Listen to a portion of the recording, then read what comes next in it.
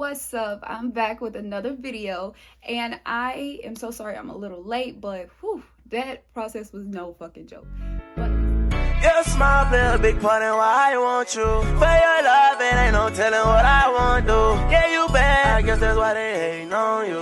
Why they mad? It's because they ain't got nothing on you. I ain't trying to waste your time. I'm really about a week and like 2-3 days, but I feel so much better. I tried the vlog. I really didn't get much, but I am going to try to give you like a week update. I'm not fully healed yet, and right now I got my faja on and my foams, so because I need all the compression I can have. So let's get right into it. I'm sorry, I'm looking at my iPad because I had to write all this down. It's so much that I wanted to put into this video. Now, my doctor was Dr. Pendergast. Some people call her Dr. Prendy. Some people call her Dr. P. Now, that's at Mia Aesthetics. I went to Atlanta, Georgia, so it wasn't that far from me. I did not go to Miami, did not go fly or nothing. Me and my husband drove. My sister came afterwards, and then my mom. So Dr. P starts out at her prices whenever I booked at $7,300. Now, if you pay cash, you get a $500 discount. And I added another package, so totaling all together, I paid $75.37. Now that is just for the surgery. Altogether, I end up spending about $10,000 to $11,000. That was included with aftercare, as well as the Airbnb, as well as my post-op massage. And I will get to those as well. I will actually leave a link for those. Now, the process with Mia Aesthetics, it was really good in the beginning. They called probably like 3 times throughout the week that I was getting surgery just to let me know what time to be there. Just going over the last and final rules and all the things that I needed to know. Now, I got there on March 8th for pre-op. I got in at 8:30. At pre-op, all we did do was paperwork. I went back and did my before photos, and I did not see Dr. P that day. I got dressed. I had went out and went and paid. It was an easy process. It's very quick. Everything you do with Mia Aesthetics is going to be very quick. I don't know if that's a good thing or a bad thing, but in the beginning, it was definitely a good thing for me.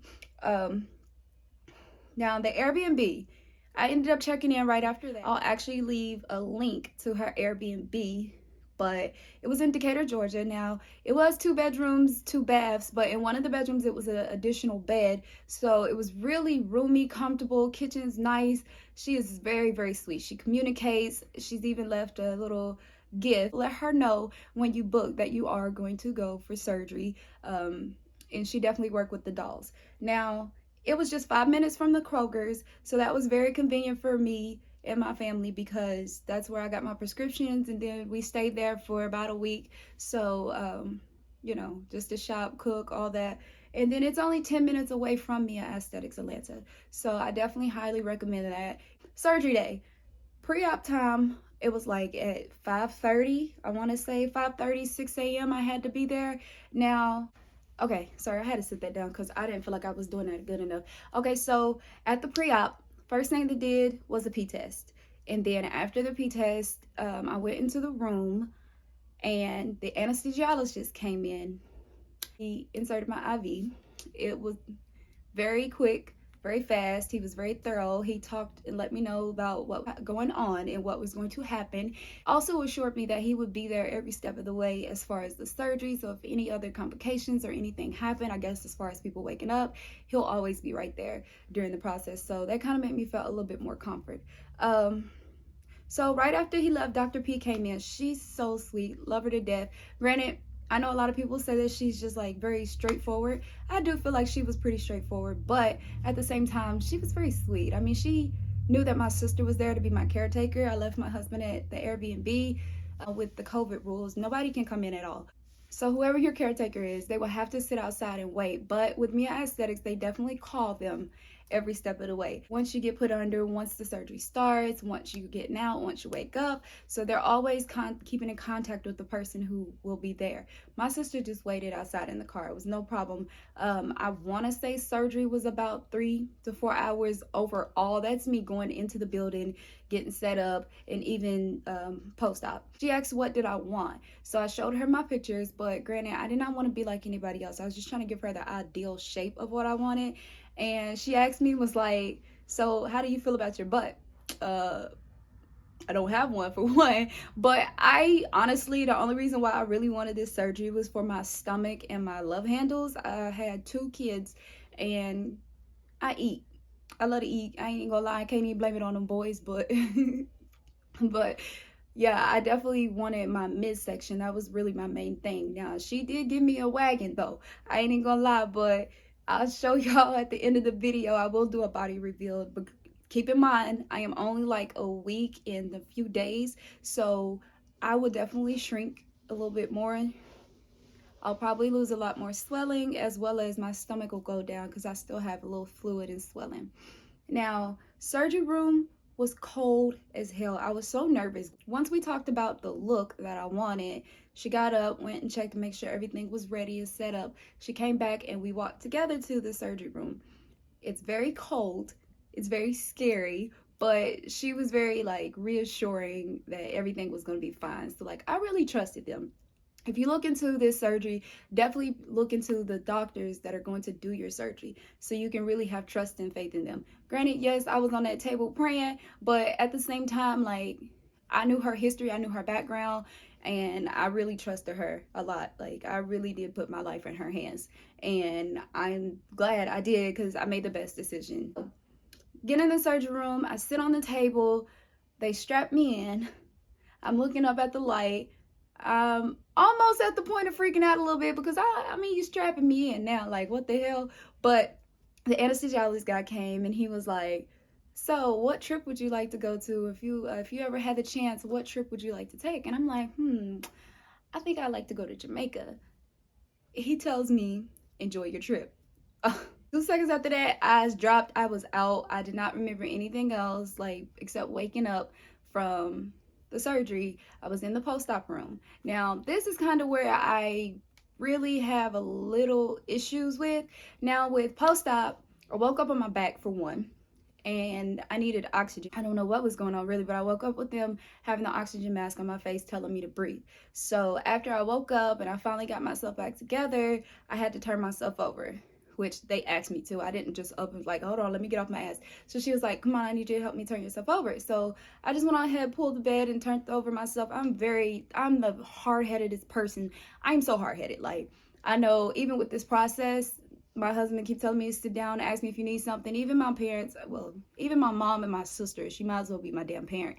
But they're always like, oh, you need to do this, you need to do that. Like, I'm in here trying to cook, clean, and all this stuff, and I'm only 2-3 days out of surgery. But now, pain wise, I definitely was in pain. When I first woke up, I want to say I was around a 6 or a 7, but I feel like I have a high pain tolerance.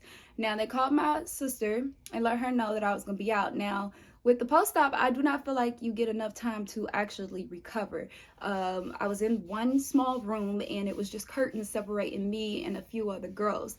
And I was able to see them come in, like rolling in and stuff. So they really try to get you out of there fast because, you know, there's so many surgeries throughout the day. And honestly, it looked like it was only 4 girls max that could sit in that post-op room. So before discharging me, I did know while I was in there, my blood pressure was low. They ran it 3 times and it kept coming back low. So the 4th time when they finally got me up, it came back a little bit higher. So they like, cool, let's go ahead, get her out of here. So they're wheeling me out to my sister and we're about to get in the van. And I don't think I want to go through the full story. I'm not going to go through the full story, but in the process of me getting up out of the wheelchair and getting into the car, I passed out. So they had to take me back in. Now, I do not blame none of the doctors. I do not blame nobody really. I just feel like that I had a lot of fasting to do and the blood loss and just honestly I don't know because I don't remember. I don't even remember passing out. Like when I woke back up, they're like, "Hey, you just passed out." And I'm like, "Oh shit, like what happened?" They're telling me I got up, got in the car. Well, getting into the car, I don't even remember getting up out the wheelchair. I just remember getting rolled out, and my sister got my husband on FaceTime, and both of them are showing out. Both of them like, "Oh, look at this." Yeah, she understood. She gave me some hips and ass. Even though I told her I really wanted to focus on my stomach, she really outdid herself. I love my body. Like, yes, I had kids, so I have extra skin.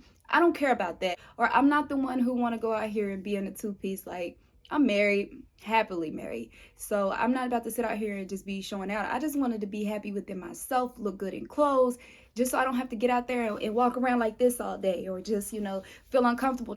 That don't matter. But I'm just happy that I got to the point where now I'm feeling good. Like, baby, I ain't never really talked to myself or talked about myself like this. But baby, when I say no, but okay, when I came in, they put an ammonia pack to my face. Oh, if you have never had an ammonia pack in your face, I'd never even known that there was an ammonia pack until that bitch was in my face, and it looks like a little piece of hand sanitizer paper, like they just like the hand sanitizer wipes and they just open it. Looks like that, but it was just a square piece, and like they switched it around. Oh, that woke me up. I don't know where I was at, but it woke me up, and they got me back into the room.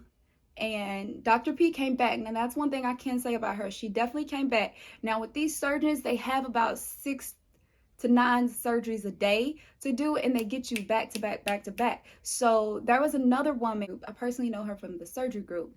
We were surgery sisters. She went in right after me. She wasn't getting the same procedure, but still, she was going ahead and getting ready to get started. And Dr. P still made her way to come out, still check on me, still had them put me back up to my IV before leaving, an extra bag of fluids for IV before leaving. So I highly respect her for that. She could have just been like letting the nurses go ahead and deal with me while she continued on about her day, because the longer they're there, the longer her day is. I know she has a family she loves to get home to, so love her to death. Post-op, I don't know, they got to do a little bit better. I don't feel like the compassion there as I did even with pre-op. All those ladies, like, it's literally different sides of the buildings, and it literally feel like you in 2 different buildings, because pre-op and getting started, and then the surgeons and all those people, they're so nice, they're so respectable. But I didn't too much care for post-op. For one, there was a few little yapping out the mouth employees, and like some of them was just not doing their job. Some of them just looking like they're just there, some of them hell was on TikTok. Some of them was sitting there talking about what they want for dinner and stuff post-op, but you're supposed to be there for those women who just got out of surgery, and then you're only sitting there for 45 minutes after surgery. So yeah, I think they should work on that a lot more, or hire better people. Now, post-op visits definitely was trash. I don't even understand why it is. They should really only have one after surgery with the doctor, which I did have. Now, I was still kind of a little low on fluids and dehydrated and stuff, so at that point, I didn't really have that best visit. But granted, Dr. P came in, she showed me a picture of my body, because I was just too out of it, like the first 3 or 4 days, like because of just me, because I'm always dehydrated. Yeah. Anyways, so she definitely came in. She was so sweet. She was nice. She still was like, okay, you're looking better, but you still gonna have to push those fluids. You still gonna have to drink this and that. And she showed me my body. Now, when I passed out, I fell completely. I actually fell onto my sister. I know I told her I wasn't going to tell nobody that. But so I actually passed out completely. So I was so nervous about messing up my butt or my body, like, because I fell completely onto the concrete and on my sister. So when I came in, she reassured me. She showed me pictures, made sure I knew that everything was still fine. And whew, cause baby, I was not going through nothing else again. Like I said, I got extra skin on my stomach because I had kids, and I got, and I like to eat, all that, but I'm not getting no tummy tuck. That's not in no questions, none of that. I don't care. My husband loved me before I went in there, and he for damn sure loved me right now. I know, babe. Wait till it get healed. But no, so my husband loved me way before I went in there, and he still loved me now. So I'm not sitting here trying to make myself for somebody. I just knew what area I wanted done, and that's it. I'm satisfied. I don't care, baby. I still let these stretch marks and this extra skin hang. I don't care. Like, lastly, post-op massages. I use Total Love and Care. I found them on Instagram. She actually worked with a few people. Now, going on their Instagram page, it looks really small, like a really small page, but when I say those 2 women, I'm sure they're in business together. There's one lady, if you go on the Instagram, and have her full profile, but I had her partner, Shay. Loved her to death. Like, she's very professional. She was nice and she was very verbal. People come in and want to just do their job, get out and go, but she was literally like showing my husband, my mom, and my sister the way to do this and that, letting us know like, okay, well now you need to get this new faja, because the one that you leave in with Mia Aesthetics, it is not that good. Like, it compresses you, don't get me wrong, but it's not gonna get you where you need to be. For instance, I just got my snatch body faja in yesterday, and I see a major difference just from the one I've been wearing for the past week. Now, I feel like it's smart to go in, get your surgery. You'll leave out in a faja, yes, with Mia, but actually know what size faja you're in. I feel like you should go ahead, get your surgery, get your Mia faja, and the day that you leave and you know what size you're in, that's when you should order your snatch body. Because when I say that's literally what the hell is doing, like with my video I'm gonna show you of my post body, I still have the snatch body faja on, so I'm not fully like completely naked under the dress, but I definitely have my faja under there. Granted, right now I changed because I gotta keep my boards in my foam zone for 3 weeks, and I'm not there yet. I'm so glad when I will be, but right now I need all the compression I can have. I want the best results because I went through a lot to get this. And now I believe that's all. I don't know if there's anything else that I need to talk about. I feel like I covered a lot. So if there's any questions, if you have anything that you need to know or any concerns, definitely comment below. And again, it ain't over. Just wait for it. Like, I got so much good music coming. I can't wait.